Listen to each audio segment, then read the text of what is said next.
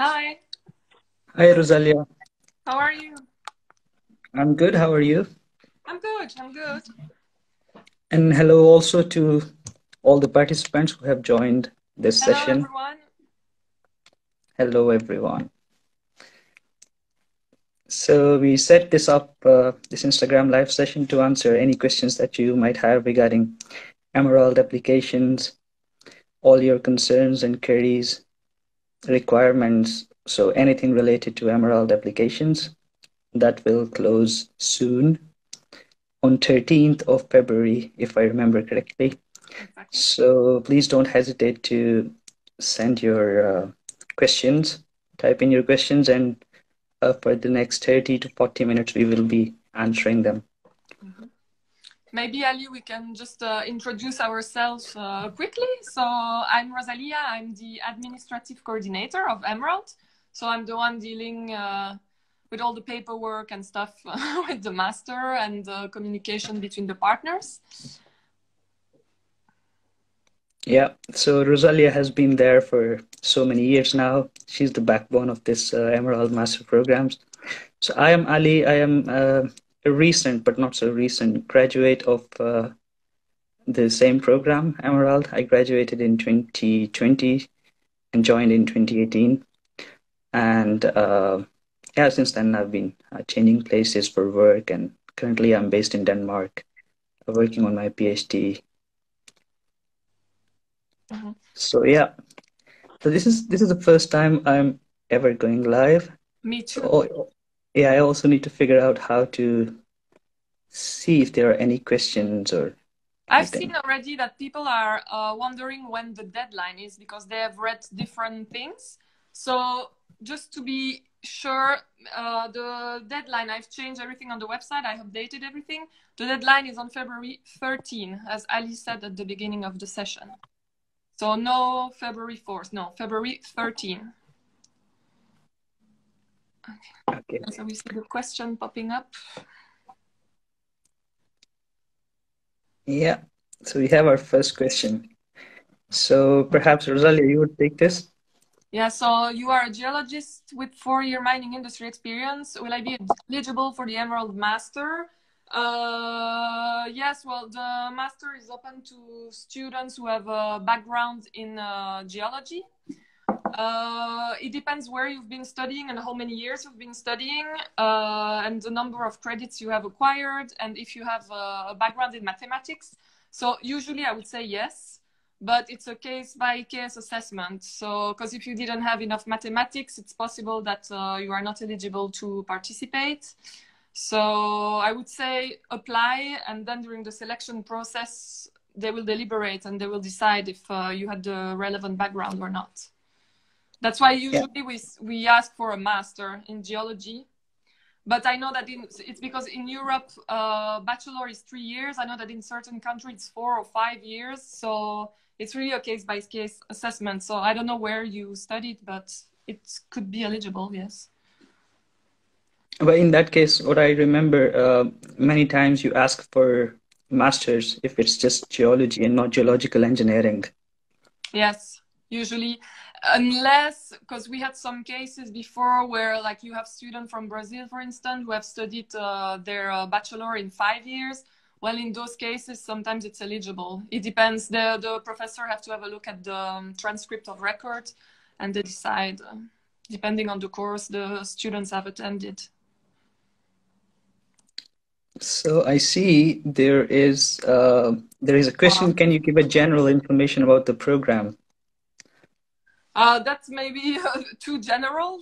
Don't you have a more generic question? I mean, Emerald is a 2-year master program. Maybe Ali, you did the program. You might go straight to the point. I don't know. Okay, yeah. So basically, Emerald Master Program, I mean, you probably already have gone through the website and the eligibility requirements for that. But what it offers is you get a comprehensive knowledge, building on your previous background. You get a comprehensive knowledge on mineral processing, on characterization, so strengthen your geological background a bit as well. So what we call it a geometallurgy masters. but so going through the whole raw materials value chain, but really focusing heavily on characterization and processing of both primary and secondary resources. By that I mean mineral processing and recycling as well. The characterization part is quite often associated with some exploration related tools as well. So, but yeah, I mean, it's a bit too general, and I don't think I can cover all of it here, but it's very general. You can have a look at the brochure or the website. Well, we can also mention that it's that we are 4 university in this consortium. So you will spend 1 semester at the University of Liège in Belgium, 1 semester in France at the University of Lorraine. Then for the 3rd semester, you can choose between Germany and Sweden. So Freiberg, the mining school of Freiberg, or Luleå Technical University. And then you will have the 4th semester where you choose one of the 4 universities to do your master thesis. Yeah, so there is a question regarding language requirements, and I know that we got a few in the inbox earlier as well. So this one says that the bachelor's was carried out in French, and having a good level of English. The only concern here, I think, is showing that you have a good level of English. So you can show that with any certification by taking a standard test, or if your graduation was in English, maybe a proficiency certificate would do as well. We need a B2 equivalent. So as long as you can show that you have a B2 equivalent, you are eligible.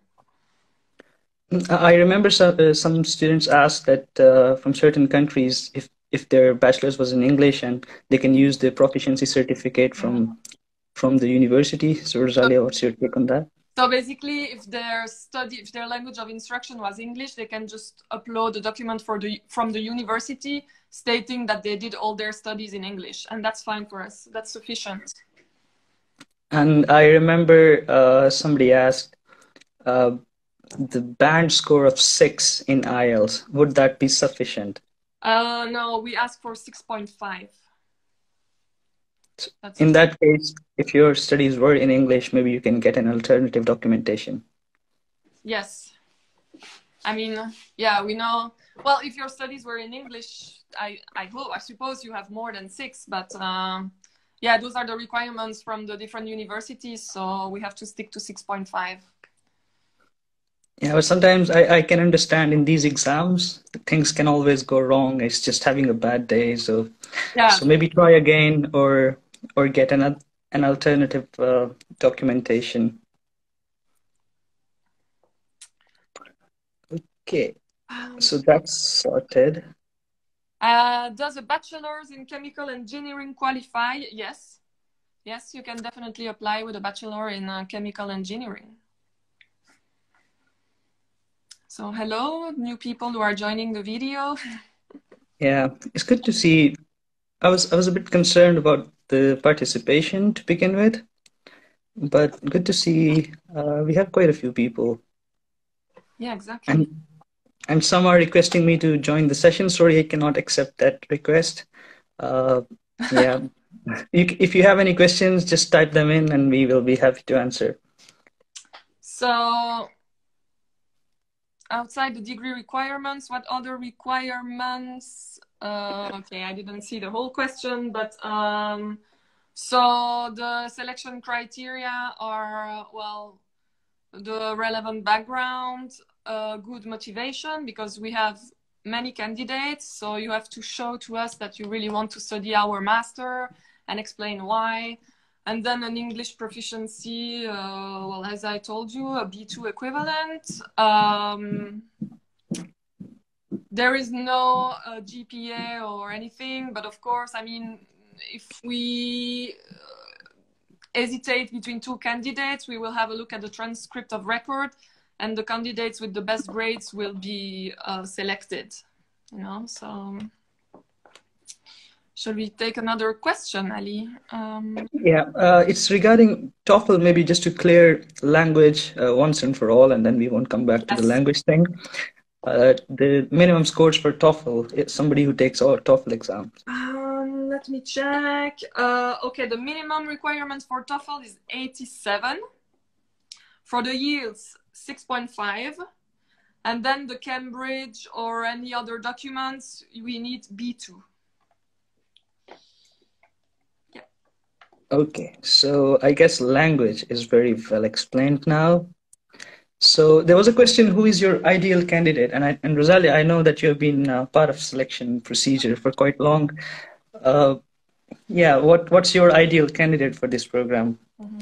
So for us, except for the background, obviously, we need someone with a relevant background.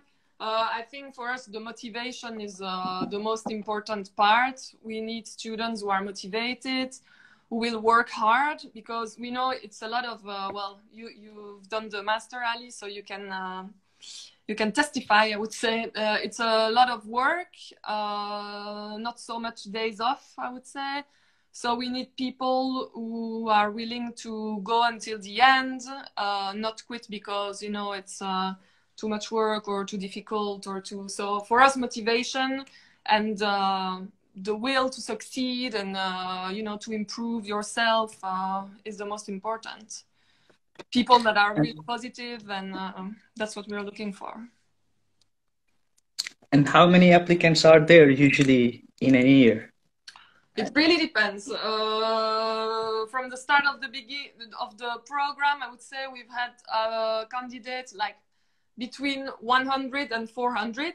From year to year, it's really different. And usually, like this year, we will have 22 scholarship, Erasmus Mundus scholarship. And we also have a few EIT scholarships. So we expect to have a cohort of 25, 26 students probably. So that's quite a big number. Lucky cohort, they will have so much fun together. Yeah, so we have a question regarding one of the requirements in the application, which is residence certificate or place of residence, proof of residence.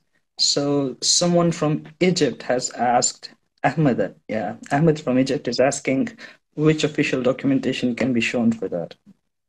Okay, so it needs to be this paper is for the scholarship. So it's the European Union who asked to have this document because that's how they calculate the scholarship amount.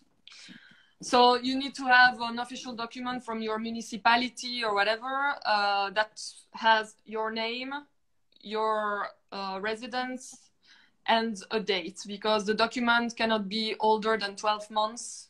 So, I mean, some students have sent us a bank statement also, anything official which has the three things. So your name, a date, and the address, your address. I see another question. Somebody's concerned about exams for Emerald and how do they look like? Oh, well, maybe Ali, you're the one who could answer to that. Well, I think if you work well enough, follow your courses, do your assignments, and usually you are asked to do and submit quite a few, you end up being quite well prepared for those. And most of the students, I mean, after going through a rigorous selection process, studies are quite a bit as well. You spend a lot of time in classes, working on the projects, also at home. So in the end, you're kind of destined for success. So most students do pass them quite easily, actually, and score quite good as well. And we have a mixture of oral exams, written exams, or like group projects and presentations. So it's a bit of everything. Yeah. It also depends from semester to semester, because each university has their own kind of requirements or style for examination. Scoring is also a bit different. So yeah, sometimes you are just asked to submit a detailed report, present or defend your work. Sometimes just an exam, sometimes just like an oral exam, like a viva or something. So it really varies. Do grades matter or industry experience? I think this has been answered before in who is the ideal candidate, and I think from what I've noticed, maybe Rosalia will confirm this later, most of the students or cohort that form the cohort, they have some industry experience as well, and usually they have quite good grades as well. And like Rosalia mentioned, motivation is key. So in a way, everything couples together. and that's how the selection procedure goes. And we know that it's completely different from one country to another. It's a kind of a tradition. I mean, some students will have their bachelor degree, then they will join a company for a couple of years and then decide to start a master afterwards. Well, that's very good for us. I mean, industry experience is a good point. I mean, I'm not saying that it's necessary for the application, but it's always nice. Yeah. So I think, Rosalia, we have a question that is quite important related to applications. So if a document is missing and cannot be made available until the application deadline, is it possible to submit, let's say, 2 weeks later, just one single document? Well, it depends what document, because after the deadline, we have 1 week where all the students will take a quiz, and then we will send all the applications to the selection committee.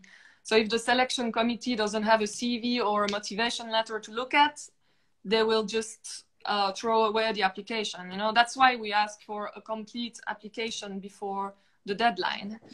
Then, I mean, if it's an English proficiency test, maybe we can wait a couple of weeks, because maybe the selection committee will agree, you know, like they will say, okay, we will select this candidate if he can show us afterwards that he has the B2 equivalent. But yeah, the best is to have the complete application for sure. Or how about a document like an administrative one, like proof of residence? Because maybe some prospective students have just decided now after this session that they're going to apply for the program, and it might be hard to get it soon. Okay, I mean, you can upload a blank paper and then send me the document whenever you have it. That's not like a compulsory document for the selection, you know, like they will look at your background, motivation letter, CV, grades. This is just administrative, so that's okay. I mean, but you need to send it to me when you have it, of course. So we have another question, and it says, what's the criteria for selection after the quiz? So once you apply, everybody takes the quiz. Everybody is invited to take the quiz. There is a certain period of time, usually 1 week or 5 days, in which you can join the platform and take the quiz. Usually there is only one attempt. After that, not everyone goes to the interview stage, which you asked. Sorry, I'm not really pronouncing names, because usually Instagram hashtags, they're quite often not names, and I'm also worried that I might mispronounce them. So I'm just reading questions. I'm not really reading who asked it. So yeah, not everyone will be invited to interviews. After the deliberation committee has chosen a few or has done the pre-screening, let's say, the first stage of screening after quiz, some people will be invited for interview, and then another screening happens after that.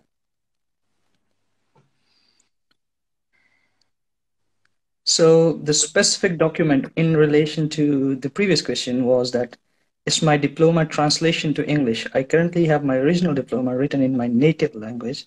Translation document is taking time to be processed. Okay, so at the stage of application, you can provide your own English translation. So you could translate it yourself, basically. But if you are selected, we will need an official translation by a sworn translator. But at this stage, it's okay if you provide your own translation. But we need a translation in English because, well, the consortium, all the people don't talk every language, so we just need to understand the document. Yeah. See, Rosalia has made everything so easy for you guys. So it's just the application now. So which has the most value in requirements? I think you are referring to application. So what has the most value? Your whole profile, I guess. Exactly. I mean, it's not just one thing. It's, well, the way you will introduce yourself in your CV, the way you will show that you are interested in our master, and it's a whole thing. It's not just, it's not one word you could tell. I mean, it's we don't grade the application like, okay, the CV account for 40%, the motivation letter for 20%. Not at all. So it's a whole. And also, maybe I'd like to point out that because in selection, there are several universities or let's say coordinators or professors from several universities are involved, and each have their own criteria. Some might weigh a motivation letter more, some might look at your grades and previous background, industrial experience, or whatever experience that you have. So it really depends. Exactly. So, you have to form a whole overall profile. I see a question about the scholarship. I suppose you are talking about the Erasmus Mundus scholarship. So the Erasmus Mundus scholarship is what we call a full scholarship. So it means that it covers everything. So it will cover your tuition fees, it will cover your travel cost, and it will give you monthly allowances to cover your everyday expenses. So it covers everything. And then we will also offer EIT scholarship. They are partial scholarship because they are less important than Erasmus Mundus scholarship. And it's just an amount, so it's 13,500 euro that we will give you for the whole program, and that you can spend either on tuition fees or for your accommodation or anything. That's what we have as scholarships. Yeah.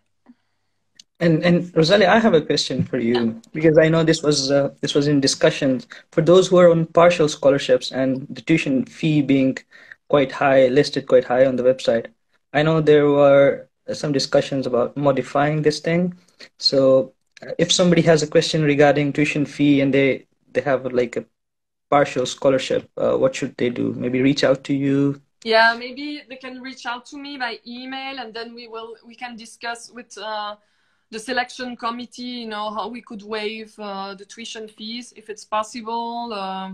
According to, the people who will have a partial scholarship will probably have to provide a financial plan, because the scholarship is not sufficient for the 2 years.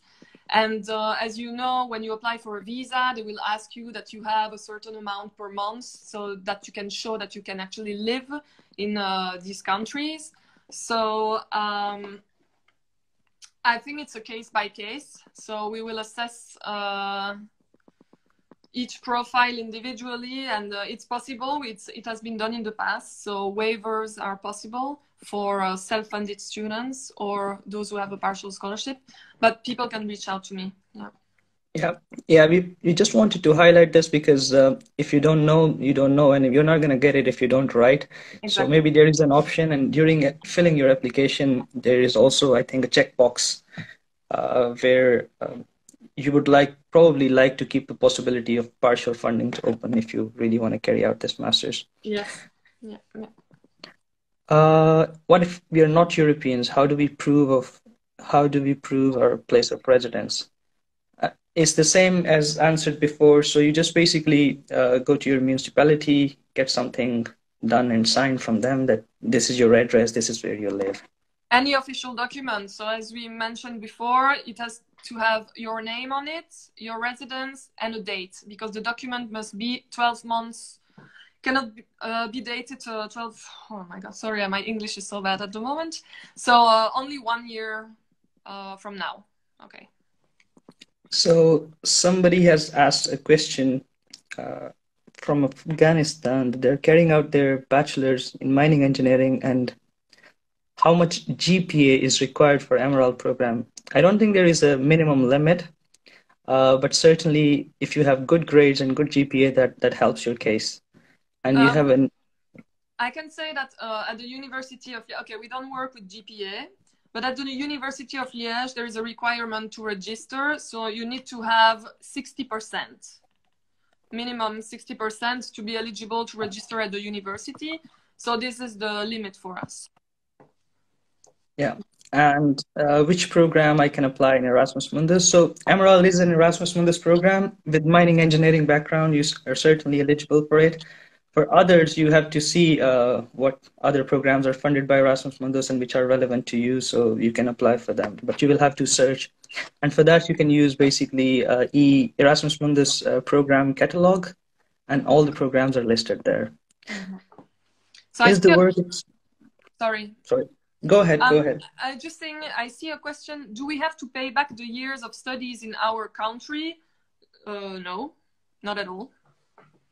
You're free to work, find work, live wherever you want. There is no conditions, no strings attached to this.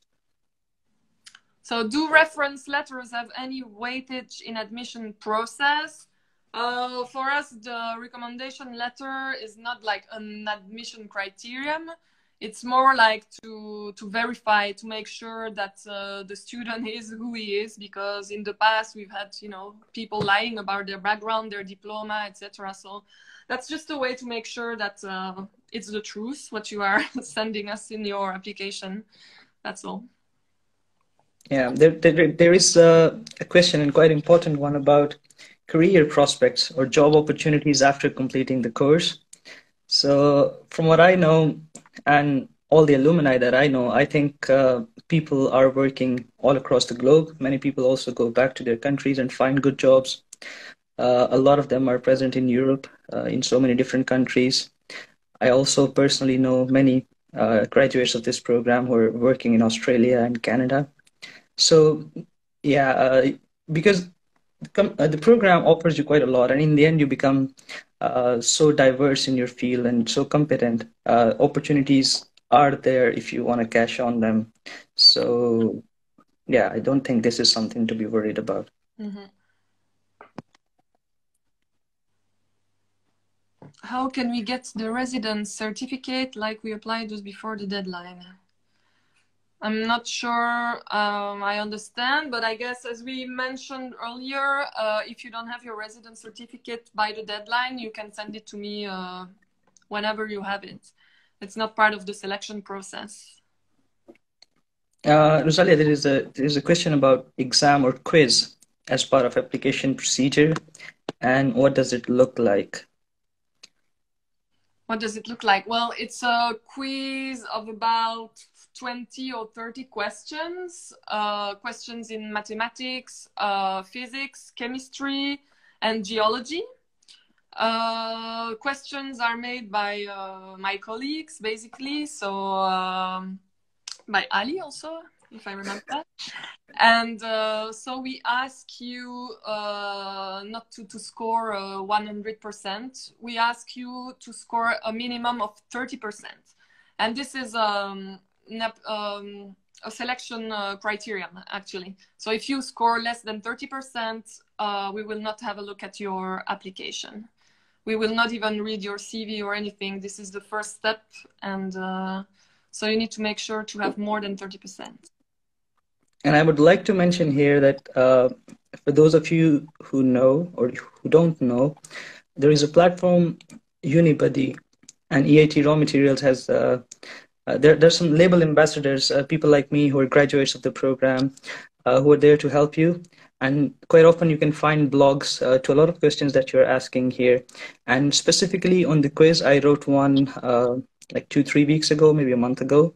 You can have a look on Unibuddy, and if you go on Unibuddy, search for Emerald Master Program, you will find a lot of information there as well. Because in a way, time is a bit short here, and I'm not sure if we will be able to answer all your questions. If any questions are remaining, you can still reach out to Rosalia, program coordinator, send her email, reach me or other label ambassadors on Unibuddy, or also write to EIT Raw Materials Academy to have your questions answered.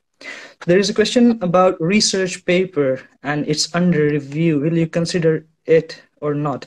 So I think usually research paper is something that adds to your CV. So you can certainly list it in your CV that, yeah, I have submitted this and it's under review, and it will probably give you some extra credits. Mm-hmm. It's a good thing always to show that you have some sort of research or professional experience or both. So you can certainly mention it, but it's not that you will have like 5% more or 10% more. I know that the professors are doing the selection, so they always like to see that stuff on the CV for sure. Yes. So just on the difficulty level of this quiz, these math, chemistry, and physics exams, somebody also asked me earlier, so I would like to, maybe tell you that the questions are not really physics or math or chemistry of an undergraduate level, like you did a bachelor's in it. It's more like a high school or college level, whatever they call it in your country or university. So that's like basics. If you have strong basics in math, for example, you know basics of calculus or trigonometry or stuff like that. In physics, you know things about forces, pressure, electromagnetism, or you have strong foundation in these, some basic chemical reactions, balancing equations. So quiz is not that difficult. Sometimes making calculations of reagents, their quantities. So that's what it looks like. In geology section, you have questions regarding faults, folds, sometimes identify some minerals or rocks. Uh, and the type of questions is quite often you have to calculate and also enter the answer, or maybe there is multiple choice, you have to choose the right one, or match the columns, fill in the blanks. So yeah, those kind of structures. Mm-hmm. And someone is asking when does the quiz take place? So right after the deadline, when you have submitted your application, the following week, I would say, it will be online on the website and we will send you an email. You just have to click on the link and then you will see the quiz. You just have to make sure to be ready, to have a good internet connection and to be in a quiet place because you have to take the test in one go. So if you, for some reason, decide to quit the quiz because you have to do something else, you will not be able to log back in. So, but this will all be explained in the email you will receive. So we have a question regarding what's the percentage of scholars that have gone on to work in industry or academia. Do you keep a tab in terms of percentage, Rosalia, or? I have a document.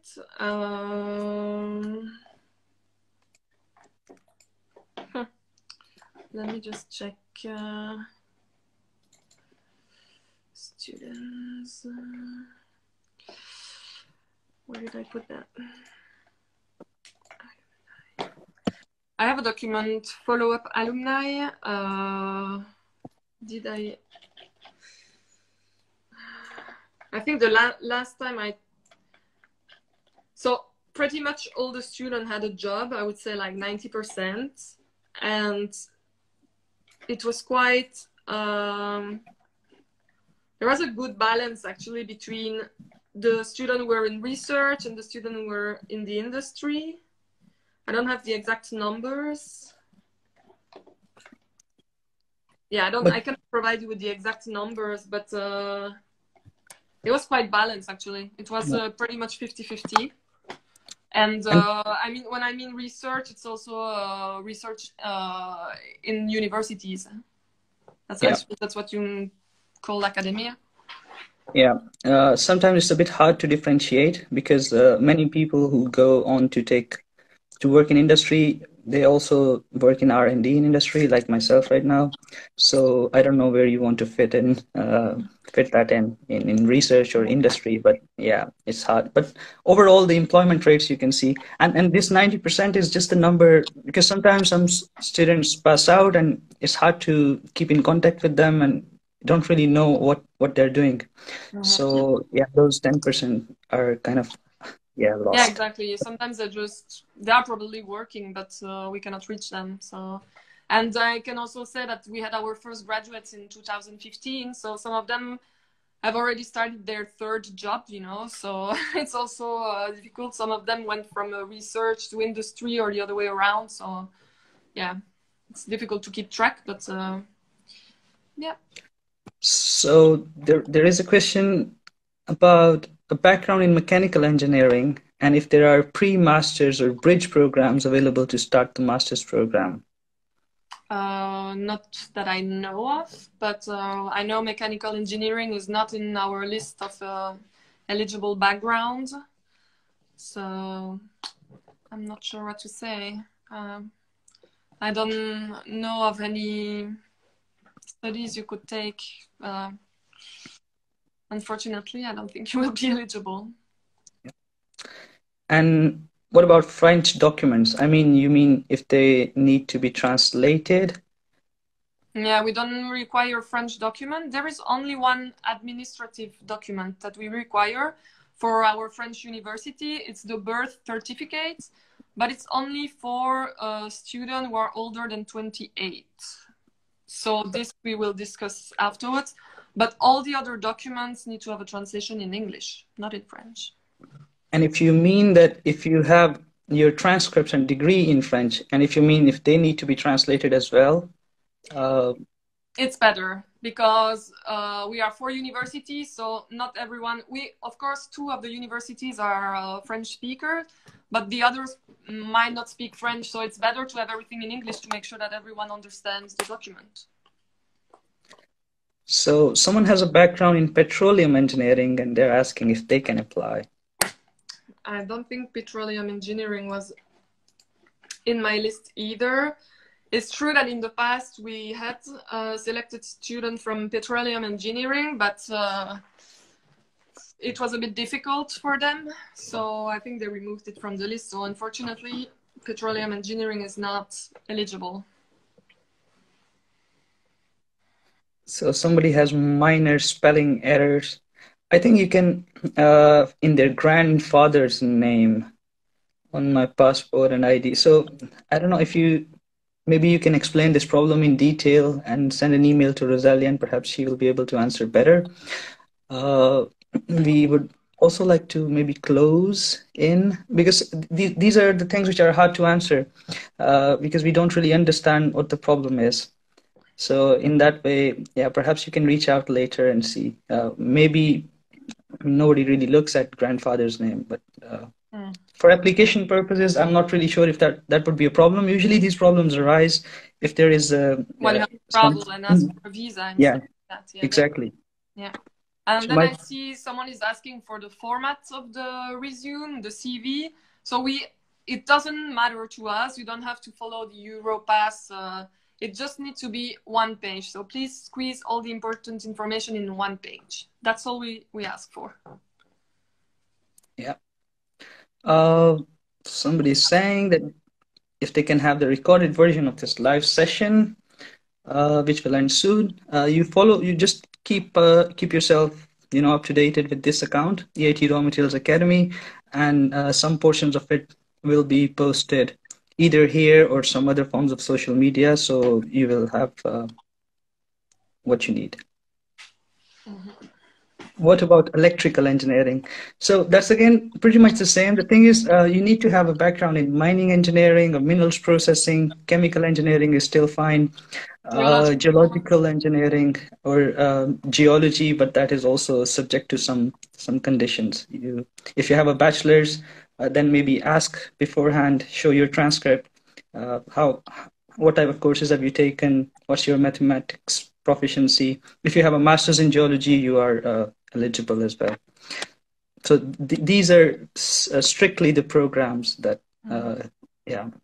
So a question that I often receive by email is students are asking if they need to provide any documentation by postal mail in paper.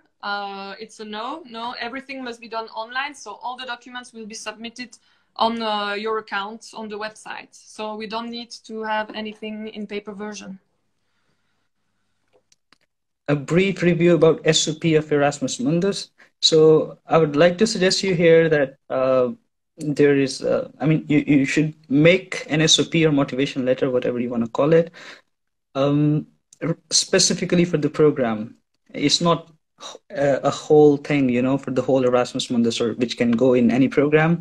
And that's also usually a tip which quite often I give to whoever asks how should they draft their motivation letter, that you have to use certain keywords. You have to understand quite well what the program offers.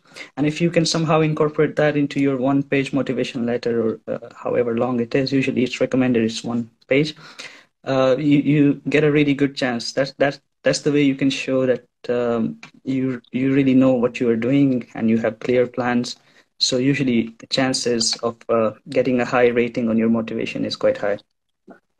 Someone is asking until what year is the Emerald program going to be available for applying? I think you are talking about the scholarship, because I guess the program will be running all the time. But the scholarship next year is our last year with Erasmus Mundus scholarship officially. So we will reapply to Erasmus to have more funding for 4 extra years, but it's not for sure that we will be selected. So this next year is the last one at the moment, but we will reapply. So. Rosalia, I think we have a follow-up question to someone who has a background in petroleum engineering, stating that similar to mining, they take a lot of geology courses with engineering.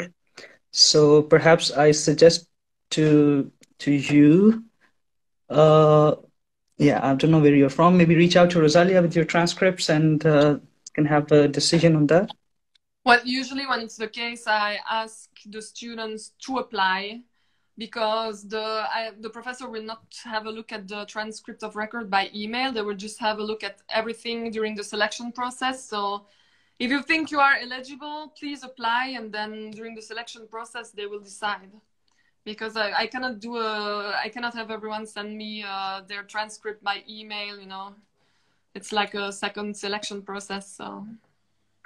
So we have a question regarding recommendation letter. That is a professor's recommendation letter preferred over employer's recommendation letter?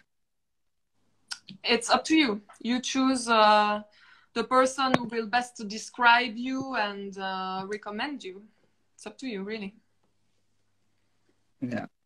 So I think we have so many. I am switching in between them. I just figured it's quite inconvenient to do this Insta live and read all the comments. So please go ahead, and if you see any questions, and answer them when I find new ones. Do we need to legalize our degree documents and transcripts unselected? You mean once you are selected? Or, well, at the stage of application, you don't need to. But if you are selected, yes, you will need to have, well, we usually ask not to legalize the degree, but to have an official translation of the degree.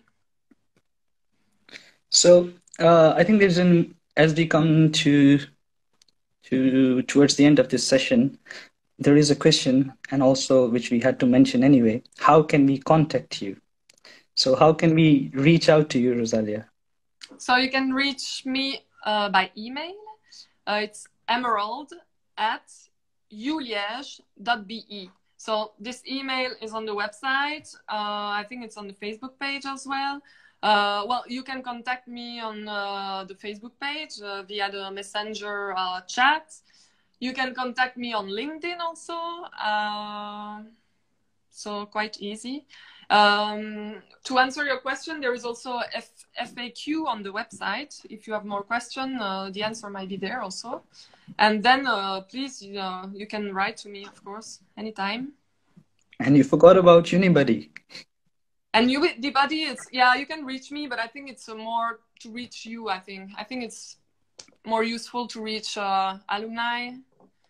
Label ambassadors. So it's not really all alumni that are there. So if you have questions about program experience, living in a certain country, how universities are, exams, need help with your application, yeah, any questions? Yeah. Someone who has gone through the same process, definitely.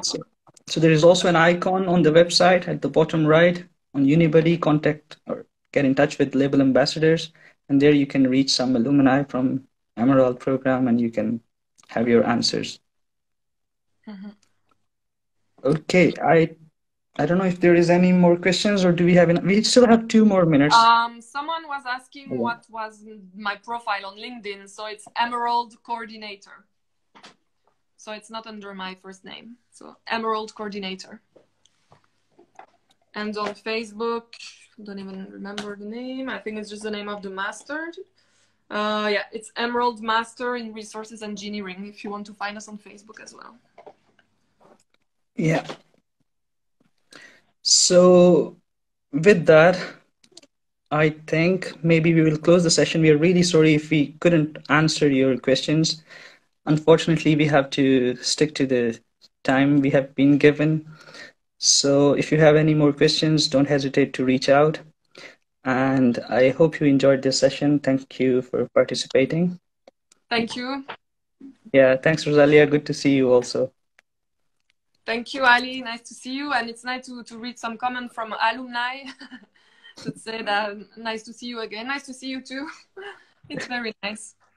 So yeah. Thank you, guys. And don't forget that you can reach us anytime. And good luck with the application. Yeah, good luck from my side as well. And have a nice, I don't know, morning, evening, afternoon, wherever it is in your country. Bye bye. Bye bye, guys.